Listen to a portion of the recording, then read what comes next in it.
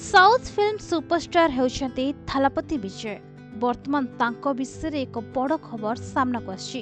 तेबे सुनिबा को मिलछि जे विजय थालापति आउ फिल्म रे नजर आसिबे नाही। अभिनेता फिल्म लाइन छाड़िबा को कुआडे मनस्थ करछन्ते। अभिनेता को प्रोडक्शन हाउस निजे एक वीडियो रिलीज करी एहा घोषणा करछि।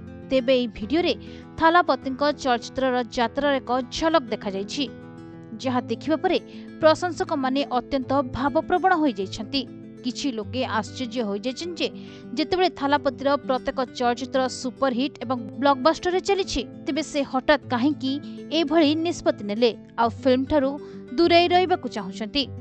तेबे निकट रे थालापति विजय तांकर शेष चलचित्र थालापति 69 घोषणा करछन्ति। एही चलचित्र रिलीज हेबा परे सुपरस्टार फिल्म इंडस्ट्री रु अवसर नेबाकु निष्पत्ति नेछन्ति। तेबे चलचित्र गोट गत सप्ताह प्रेक्षालय में मुक्ति लाभ करथिला। रिलीज हेबा परठारु एही चलचित्रटी बॉक्स ऑफिस रे धमाल करुछि।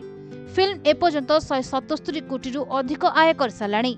थालापति विजय को शेष चलचित्र थालापति 69 घोषणा करी प्रोडक्शन हाउस केवीएन द्वारा इंस्टाग्राम में एक पोस्ट शेयर करा जायछि। तेबे ई पोस्ट रे कैप्शन लेखा जायछि, आमे समस्ते आपनकर चलचित्र देखि बड़ होइछु। प्रत्येक पथरे तुमे आम जीवन रे एक अंश होइछ। आमको 30 वर्ष पई मनोरंजन करथिबारु आपनको धन्यवाद।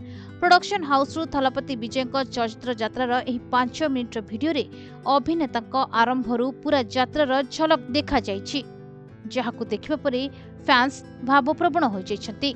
तेबे थालापति विजय चलचित्र रु दूरे जाई निजर राजनीतिक क्यारियर रे ध्यान देबाकु चाहुछन्ति।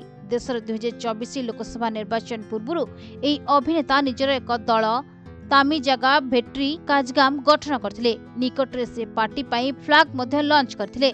तांको दल 2026 विधानसभा निर्वाचन रे भाग नेबो बोली कहिसन्ति। तेबे ता पूर्वरु फिल्म इंडस्ट्री छाडुछन्ति थालापति विजय। ब्यूरो रिपोर्ट, प्रतिदिन टीवी।